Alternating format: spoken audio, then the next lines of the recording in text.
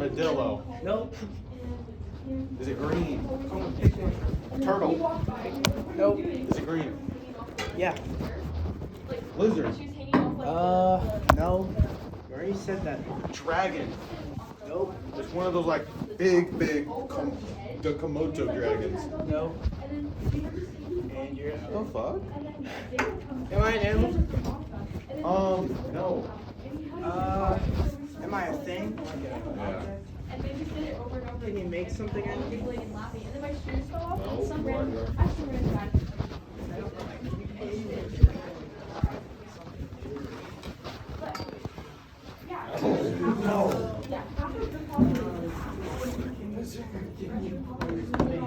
No, you are.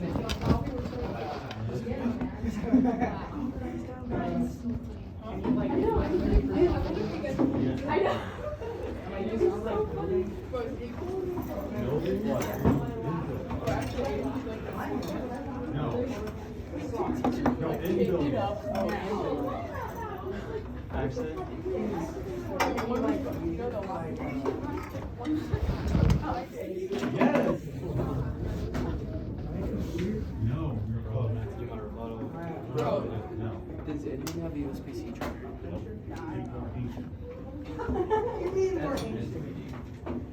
Wait. My animal, my object. Wait, what? I'm not an object or an Oh, check my bad. Igloo. No. Those are the first More two things that questions. came. First question. What color am I? It doesn't have to be a yes or no. Apple. Snake. That was a Grape. That was a dead giveaway. Snake is Red? A snake is red. Oh, I said that. You choose one. I'll choose. Ow. I gotta Pretty go. sure they have to be yes or no.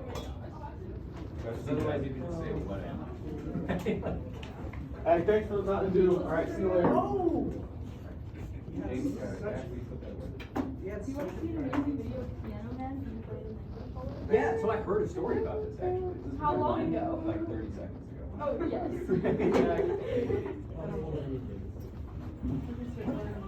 Chase!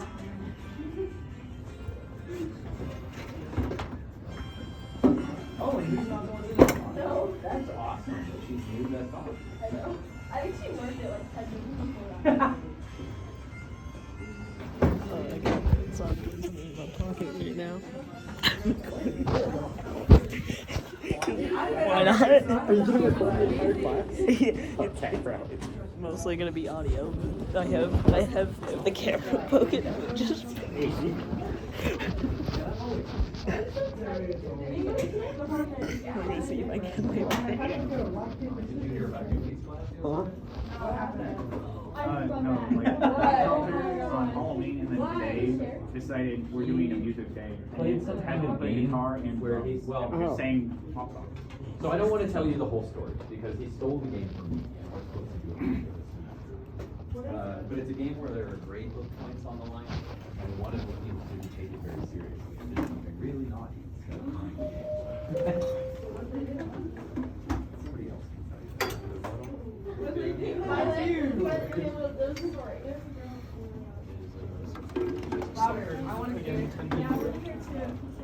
Wait, what did they do? A senior drew an inappropriate image on the thing, and they didn't know about it, so they all, Ah, yes. Okay. You guys understand.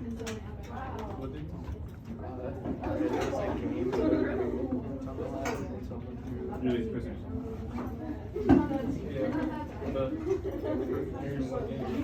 I think so.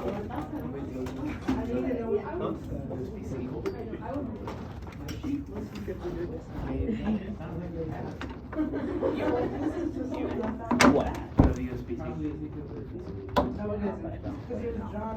Might have taken it out.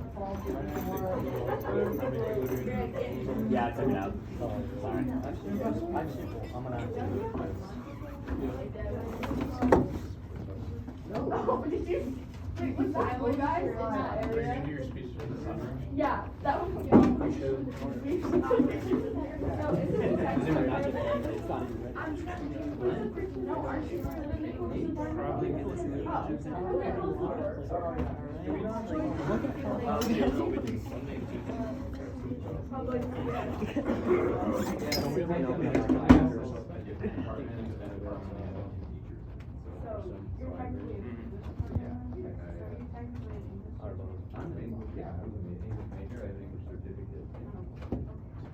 Yes.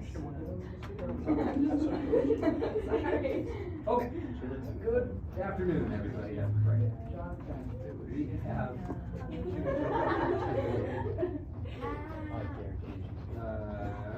We have Congress debate. We are talking about capital punishment in this class because because we already finished up the other debate. So we're going to resume where we left off yesterday.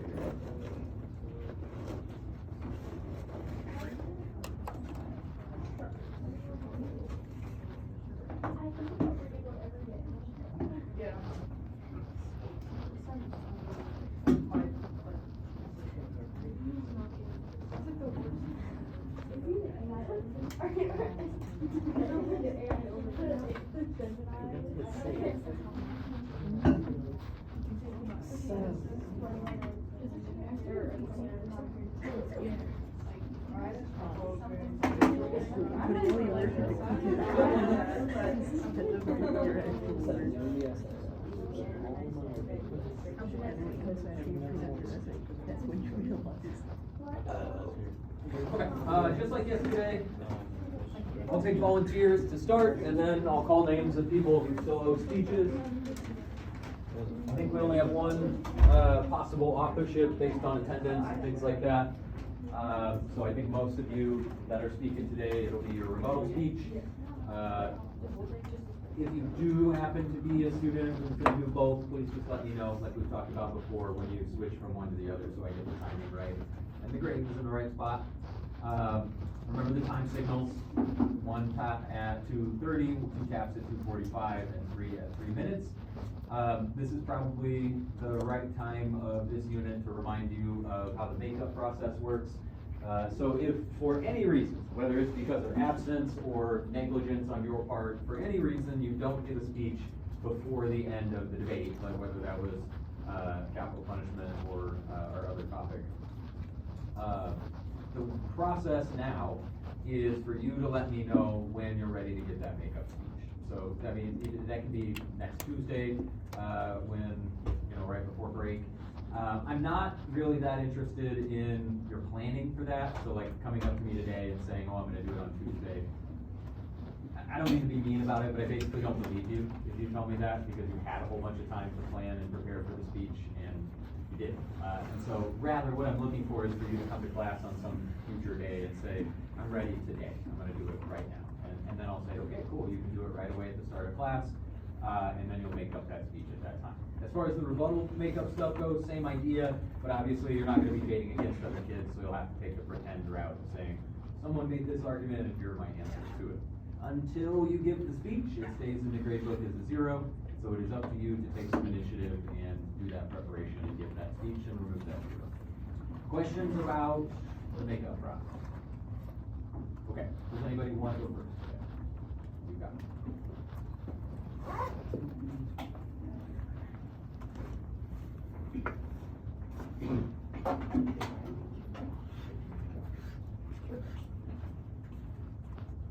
Oh, let me turn that off. That is, yeah, sorry.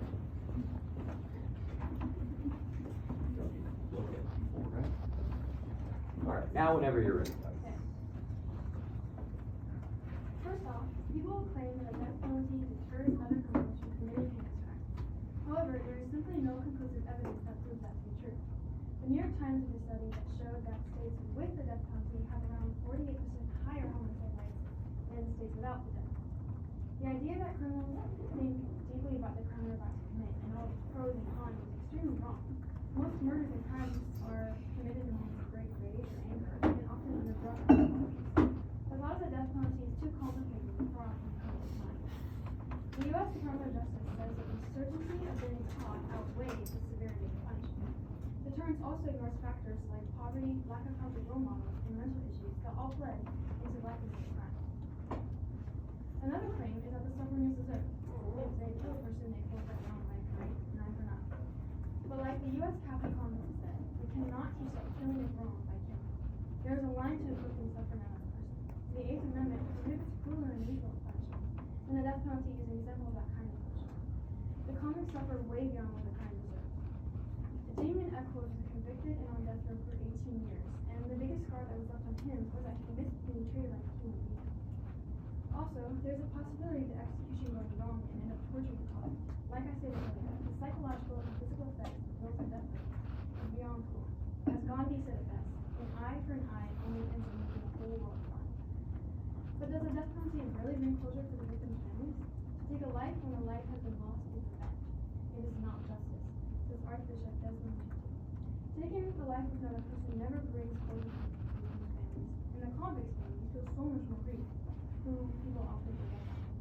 Tim Holton had to deal with both sides, being part of the victim and the convict's family. His cousin Daryl Holton murdered these four children because he believed that would save them from their abusive neglect of mother. Even when Tim felt the burden of so much grief, he never wavered in his opposition to death penalty. Tim no longer has any connection to his parents because they supported them for death penalty. He says that at the time we need each other most, the death penalty tore us apart.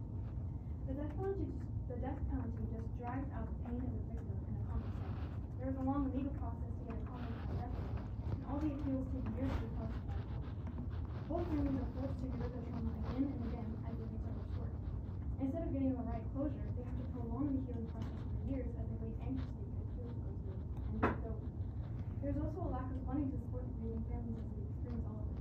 Instead of getting the right services that could actually help them in their time of need. How can we say that the death penalty works when so many people are so negatively affected? And one final thing that the people have done.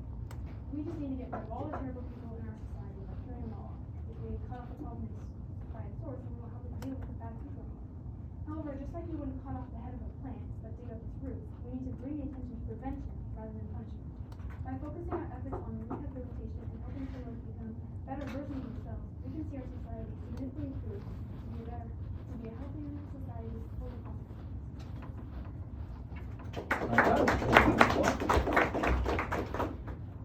Questions? All right, thank you, Representative. We have a second to send off the feedback, and we'll get our next speaker.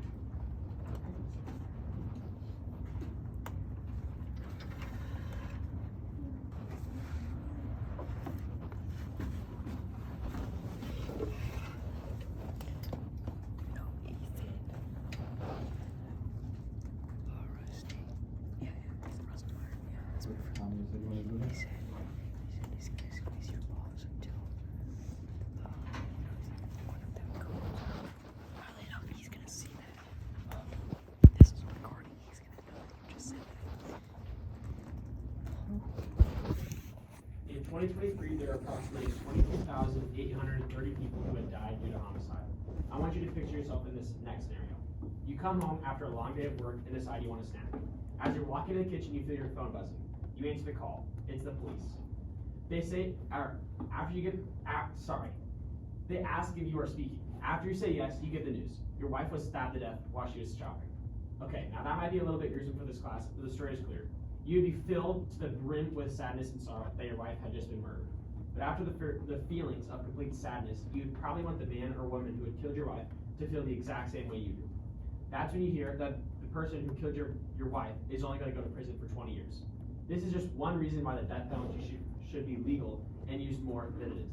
Another reason would include the fact that people who get released are still likely to kill you, and that people who go to prison would lead to high cramming in already crammed jails. Let's go back to the scenario I just made earlier. If someone had killed my wife and I heard they were only getting 20 years, I would be getting sick to my stomach. A big reason for the death penalty is the fact that it can give closure to victims' families, friends, and make them know that justice has been done. Another reason I brought up the fact that killers who go to prison are likely to kill again. Another reason I brought up was the fact that killers who go to prison are likely to kill again for any reason. Scarcely close to this exact school, I have a case that proves exactly my point. Nico Jenkins.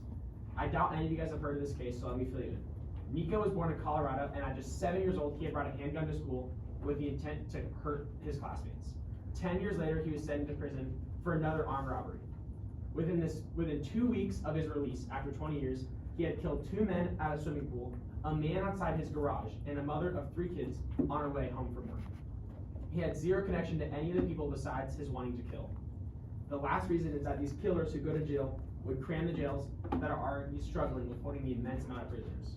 The criminals who go into the jails would have an even higher chance to kill inside the jail that can cause riots and make it harder for the prisons to function because of all the killers who are put in jails instead of being killed.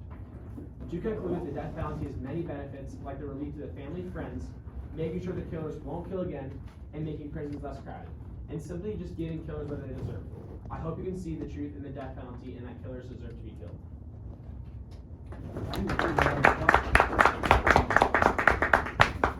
Questions? So you brought up the 7-year-old. So do you think he should be killed? Well, he's not 7 anymore. He's like 50. Well, you said he was 7 when he brought the gun to school. Yeah, he brought a handgun to school, and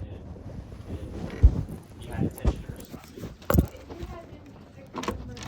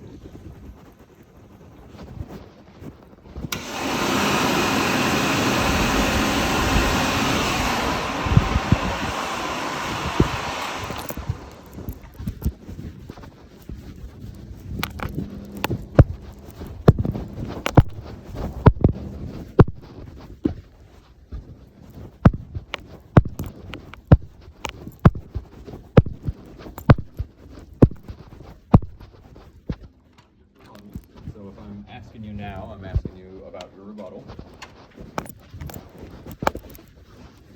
I'll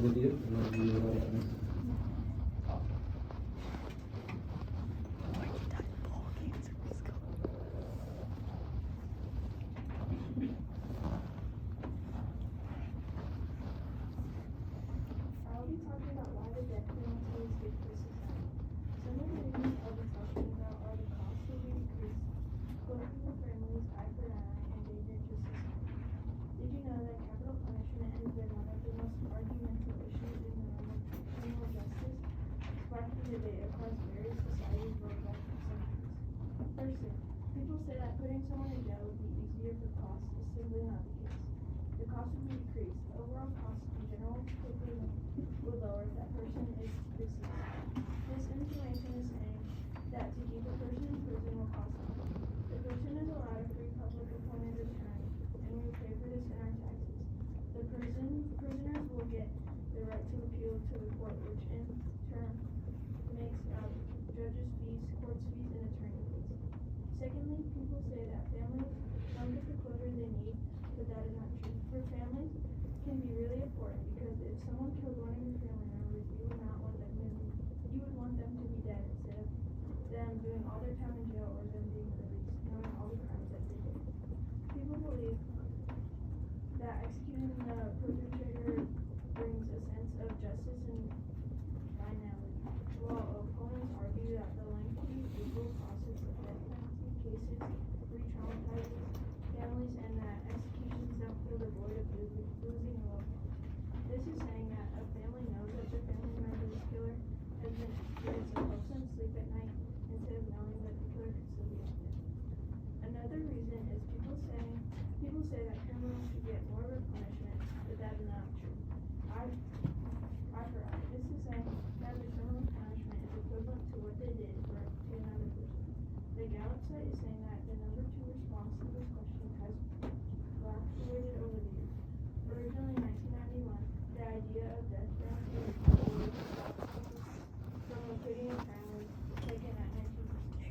That concept has seemingly lost favor over the years, and this year only 7% say deterrence is a positive for supporting the death penalty. Instead, save taxpayers money and simply they deserve it have emerged as the second most popular responses to why the death penalty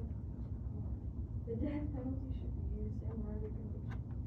My last reading is dangerous to society. Some people say that not all criminals deserve the death penalty, but I'll tell you why that is not true. The equal justice and narrative states that the death penalty refers future murder. Society has always used punishment to discourage would-be criminals from unlawful action. Since society has the highest interest in preventing murder, it should use the strongest punishment available to deter murder, and that is the death penalty. This tells us that if someone is executed, it can be better than released and being a danger to society. Another reason that the death penalty is good is the death penalty frees society of dangerous people. It reaffirms the value of human life by giving the maximum punishment possible for murder. To sum it all up, everything I went over is the cost will be decreased, quality for families, eye for an eye, and a danger to society. These are all good ways on why the death penalty is the best punishment of criminals. Death penalty serves as a deterrent, potentially preventing others from committing similar crimes due to the ultimate consequence. In conclusion, the death penalty is a great way for people to get what is coming to them. Job. Give her a round of applause. You have questions? All right, if not, thank you, Representative. Yeah. Does anybody want to go next?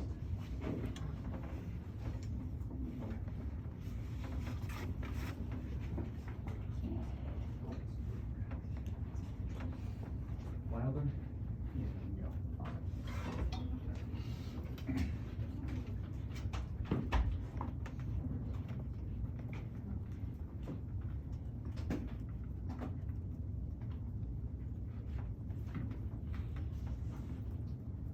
So I'm going to start off by talking about the irreversibility of the death penalty. So while the judicial system isn't perfect, it's not really a reason to ban the death penalty. We have 3 courts of appeal in the United States, which mean you can appeal a case 3 times before it becomes irreversible. And if you lose your case 4 times, you are most likely guilty. And also through the course of before a criminal is convicted through until it's executed, they have 22 years on average in order to go through the appeals process, which means we've already stated that statistic, but there's less than 4% of people that are executed that are innocent. It was also mentioned that if there's a risk of even a single innocent person being killed, that the system should be banned, referencing the death penalty in that state. My counter to that is that 250,000 people die from botched surgeries per year, and it is preposterous to us to ban hospitals from performing surgeries because they save so many lives with those surgeries, even with those botched surgeries and in death. I would argue the same is true with the death penalty, as even though there are a few innocent people that are killed each year, it is saving countless others from the potential, as James stated with McDuff, who got out of jail and then killed another 6 people before he was sentenced to death. It is much more beneficial to society as a whole to have the death penalty. The second argument is that it disproportionately affects people of color. Yeah, there is a very large number of colored people compared to their portion of the population, but that is not fully because of racial bias, as the only study to support this theory analyzed 300 trials from a single state to determine that there's racial bias, even though there have been nearly 10,000 cases in the U.S. overall. And that's analyzing 3% of all the cases in America to try and prove that point. Also, according to the FBI, it is just a fact that people of color make up a majority of those convicted of murder and robbery, but not of those other crimes. So it's more so that they are getting convicted in itself, not that the death penalty is being more so put onto them. The third argument is that it violates the right to life of those getting convicted. According to the Department of Justice, there's only 3 crimes that warrant the death penalty: murder, treason or espionage, and genocide. All three of these crimes are direct causes of death except for treason, which is still a most likely going to be an indirect cause of death, especially in the time of war. As previously mentioned, by killing someone else, you disrespected the victim's right to life. So there's no reason that the killer's right to be life needs to be respected. And that is also true for in the case of human dignity. And then argument 5, something that I found was that just because the masses want to don't make it right, it turns out that in 2016, Nebraska legislature passed a bill to make the death penalty illegal. And at that same year, 61.2% of Nebraskans voted to keep the death penalty in place and repeal that bill. The people overwhelmingly want to keep the death penalty, so it is our duty as to our constituents to fail this bill. And then the final argument that I want to talk about is that there are more effective ways to prevent crime. I have not heard any receipts for that. I found one source when I did my own research, and that is, the entire source was just personal things you can do to prevent home intrusion. So. Nice shot, Wilder. Let's give him a round of applause. Questions? Yep. So would you say you believe in the eye for an eye thing? To a certain degree, yeah. Okay. So from my understanding, that means that you're saying that murder shouldn't be happening, but you're saying you should do that by encouraging murder for another person. How am I encouraging murder? You're saying to have the death penalty. Would that not be encouraging murder? No, because it's through the justice system, and But it's still killing someone, still ending someone's life. Yes, but murder is a very specific category. Actually, a fun fact for that is the military and police officers are two government jobs which cannot, through certain means, the killing of a person is not considered murder. Therefore, a murder is not just the killing of a person, and there's also manslaughter, which is accidental killing of a person. So through the justice system, it's not actually murder; it's the punishment for murder.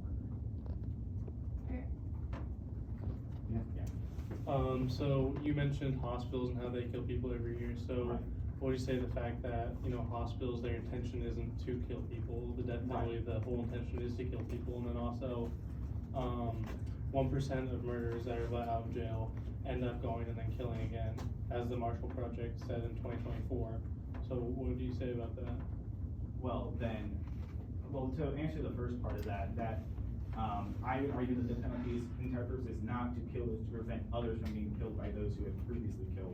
It is not necessarily deterrence of future crimes, but it is the prevention of future crimes by those who have already been convicted of committing those crimes. The second point, I would argue that you stated yourself that it was that 1% of people that go and commit those crimes, and so if there are more people getting killed because people are getting let out, then it would be counterintuitive to try and put it in a place where you can have that be let out. Because without the death penalty, then there is a much higher significantly higher chance for those criminals to be able to get out and then further commit those crimes, comparatively to when it is with the death penalty, only about 1 to 4% of people will be falsely executed. Well, 4% is a lot bigger than 1%, so. Yes, but it is 4% of one person compared to 1% of multiple people. Is the difference there? I have two questions. One, you said it's a deterrence, but do you really think before someone kills, they stop, before they find out trigger, they stop and think, I wonder if I'm going to get arrested? Also, at the beginning of your speech, you talked about the appeals process, and the courts can take like a really long time. And there was a case, I think it was 1 or 2 years ago, of a man in Texas who currently in the appeals process was killed. Like, he was currently in appeals to prove his innocence, and they just went ahead and killed him anyway. Okay, to the first point, I didn't say it was a deterrence, I said it was a preventative measure to prevent those who have already been convicted to not commit another crime. It's not very well proven that it's a deterrence, but I don't think that's a valid reason to not keep it, because even though it's negligible in deterrence, it's still preventing those same criminals from committing further crimes, because they're no longer with us. The second point, can I ask what stage was he in? Was it the first trial of abuse? I don't remember exactly, because I saw it like 2 years ago, but it was pretty much pretty close.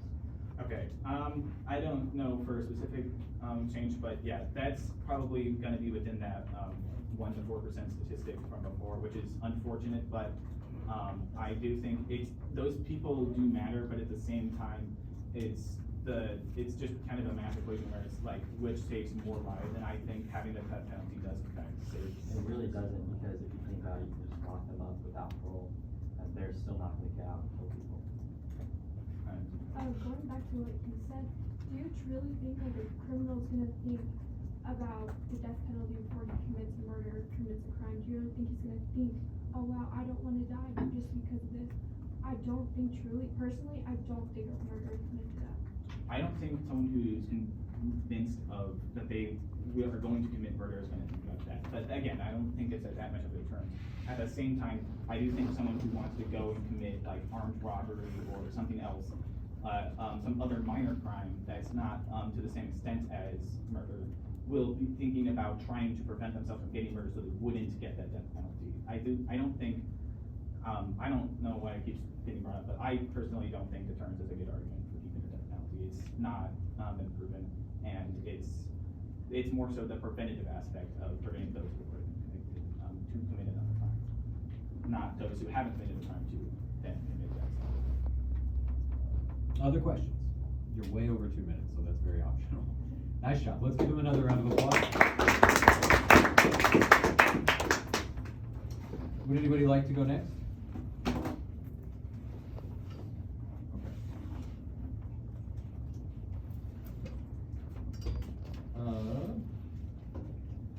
James? Not quite ready yet. What's it? Not quite ready yet. Oh, okay. Gabriel?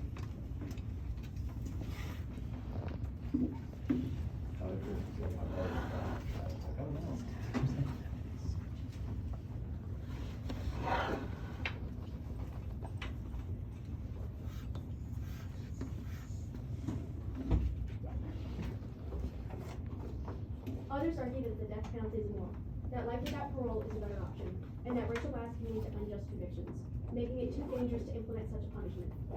These points don't stand when we look at the principles of justice. Capital punishment protects the lives of innocent people by executing proven killers. A person's right to life is violated when it's murdered, and those who infringe on that right must be held accountable. When a person takes the life of another in a deliberate and cruel way, they have chosen to remove themselves from that morally protected right of life. The death penalty does not devalue life. It reinforces it by showing that there will be no tolerance for those heinous acts. Do you think it's fair for the family of a victim to pay for a murderer's housing, food, and health care? Those who want to ban the death penalty are essentially saying that taxpayers, including the family of a victim, should pay to house and feed the murderers. An average prison spends $1.5 to $3.5 million in taxpayer money to provide for its prisoners, all while there is no guarantee that they won't cause more harm. The job of a correctional officer is known as one of the most dangerous jobs, with high rates of work-related injuries as a result of inmate behavior. The death penalty is not only for retribution, but it's crucial for protecting innocent people.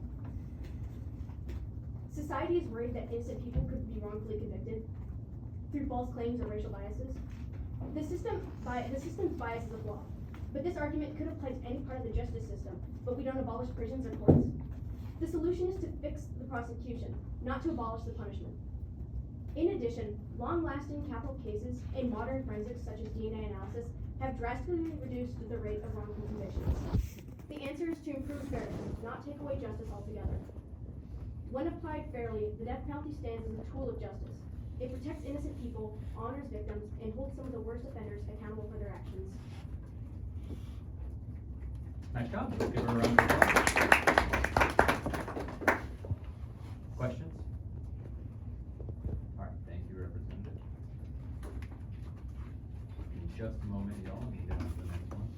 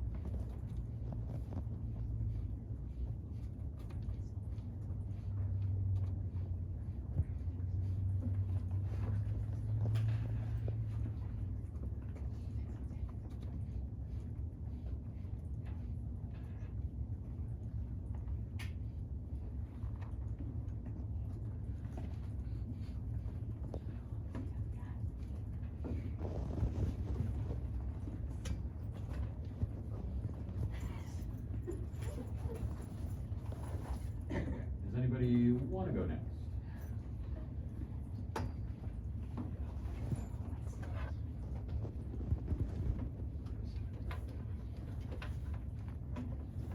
Francisco?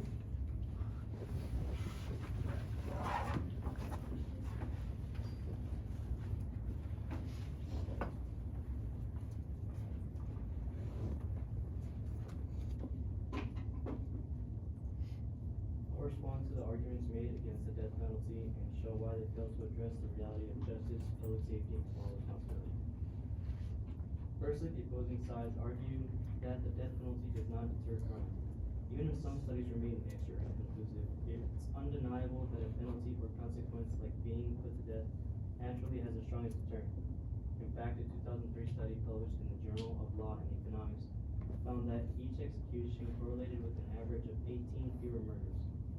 Some economists, like Isaac Ehrlich, estimate a deterrent effect ranging from 3 to 25 lives saved per execution. Deterrence is not about statistics, it's about sending a clear message that we will respond accordingly to the most extreme acts of violence, such as death. Even if deterrence is uncertain, protecting potential future victims should outweigh theoretical doubt. Second, opposition says that life without parole is a sufficient alternative. Life sentences do not guarantee absolute safety. Inmates who are currently serving life in prison can still commit crimes while inside the prison, harm or even kill guards, influence gangs, or escape. Even if it is a rarity, according to the Bureau of Justice Statistics, between 2001 and 2019, there were over 2,000 violent incidents committed by inmates serving life sentences, including homicides and assaults. Death penalty ensures that those who have committed crimes can never take another life again. This is the only punishment that actually removes dangerous criminals from our society. Third, the argument about wrongful convictions. Are wrongful convictions bad? Yes, they are.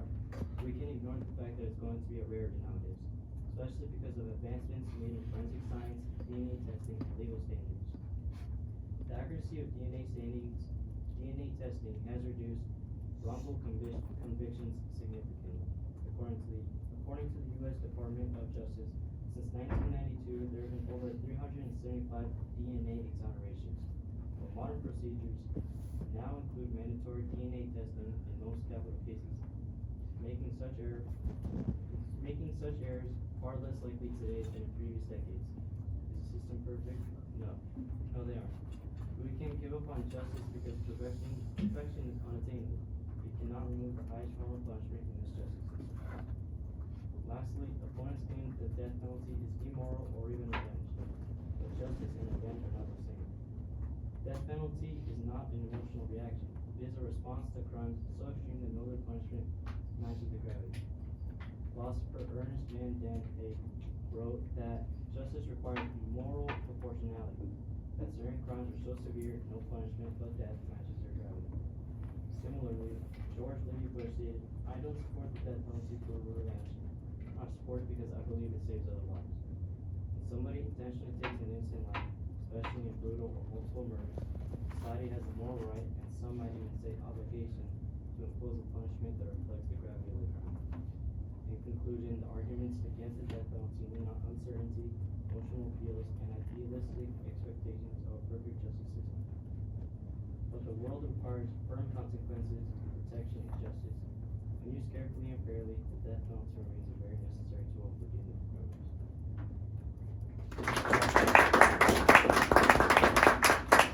Questions? All right, thank you, Representative. Anybody want to go next? Adriana.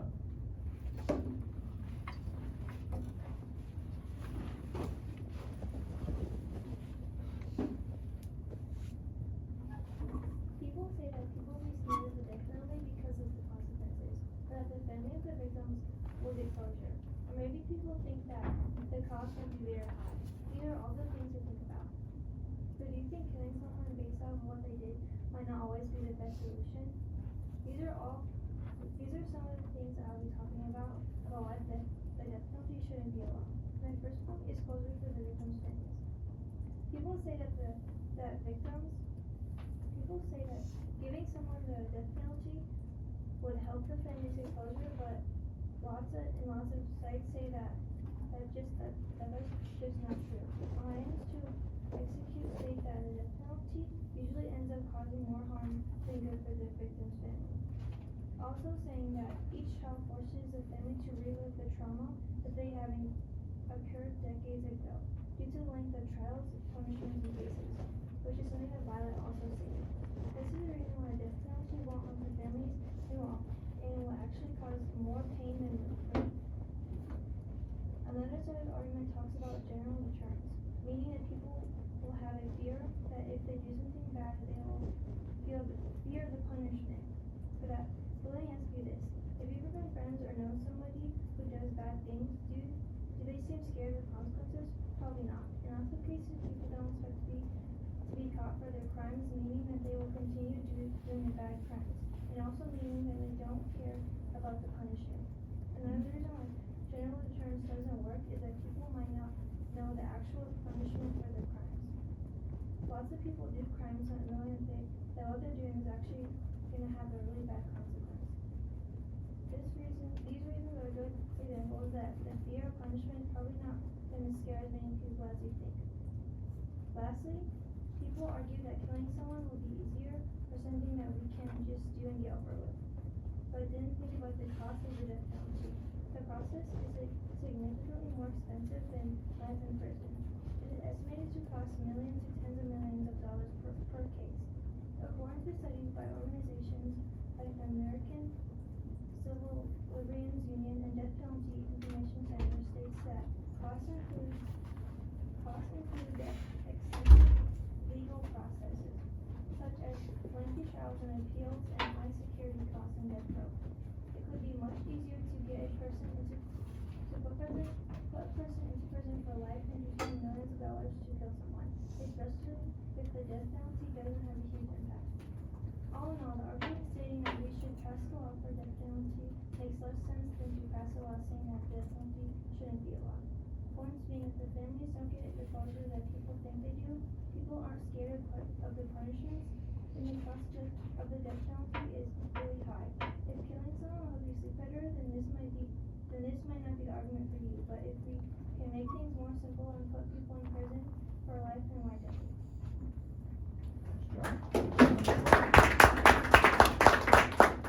Questions? All right, thank you, Representative.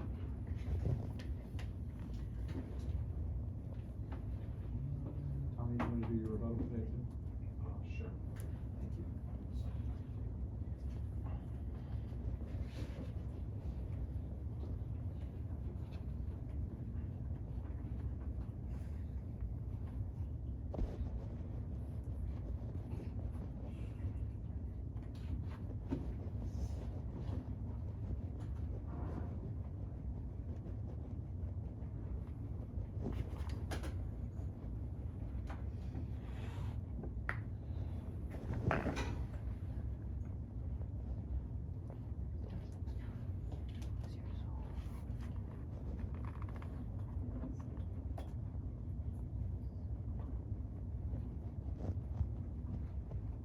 Capital punishment or the death penalty is a continuous issue with strong arguments both for and against its use.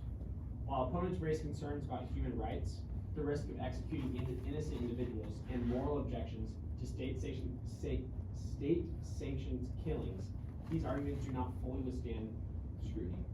The death penalty serves as a just punishment for heinous crimes, deters potential offenders, and upholds the value of justice in society. One of the primary arguments against capital punishment is the risk of executing innocent individuals. Opponents argue that no justice system is infallible, and the possibility of error leading to the death of an innocent person is too great a risk to bear. However, the justice system has had numerous safeguards in place to minimize such errors. Safeguards include people appeals, DNA evidence, and thorough investigations. While the risk of error can never be completely eliminated, the focus should be on continually improving the justice system to reduce the likelihood of wrongful convictions. Another argument against the death penalty is that it violates fundamental human rights, particularly the right to live. Opponents argue that the government does not have the right to take a human life, regardless of the crime committed. However, the proponents of capital punishment argue that certain crimes are so terrible that they forfeit the perpetrator's right to live. The death penalty is reserved for the most outrageous offenses, such as murder, and is intended as a proportionate response to the severity of the crime. And finally, my opponents of capital punishment may raise moral objections, arguing that it is inherently wrong to take a human life, regardless of the circumstances. However, opponents of capital punishment argue that it serves a moral purpose by upholding the value of justice and providing closure for victims and their families. The death penalty sends a message that society will not tolerate certain crimes and that there are severe consequences for such horrible actions. It reinforces the moral code of society and provides a sense of justice for those who have been wronged. Nice job, Tommy. Let's give him a round of applause. Questions? All right, thank you, Representative.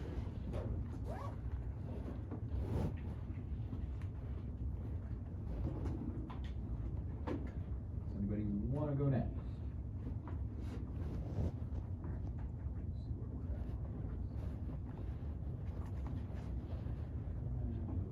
Tells at 2:21, we're just going to go ahead and stop there.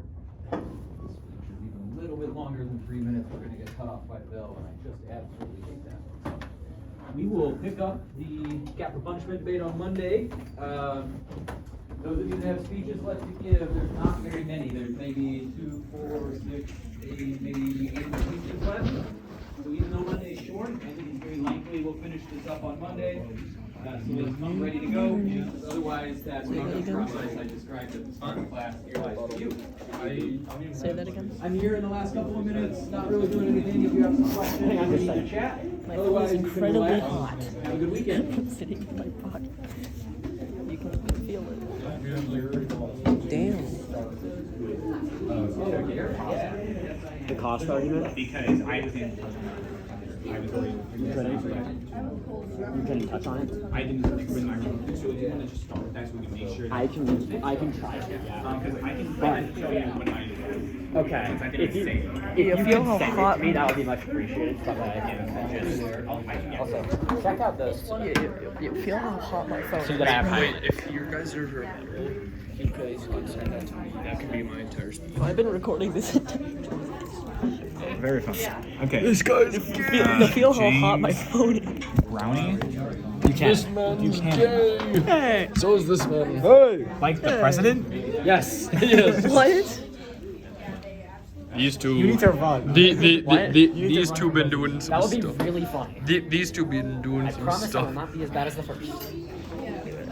Very low ball. This guy's been doing some things. Even though there was, he Especially did with do that a guy. good job in You can't the prove of it. 1857. Can't prove I did it. And the Civil War was Can't prove not- I was there on the island. It was not his fault. He drank all the water from my He bottle. also almost bought Alaska to give it to the Mormons. That was a part of his plan. Did you see these though? I kind of read it. No, you're fine.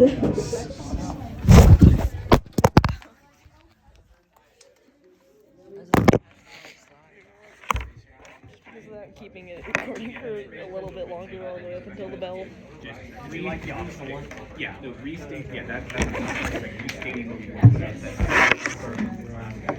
and I think It's perfect. I also think that asking those two questions about the like the, I think I don't those know. two questions. This man's gay. So well. We're so because it's Shove it back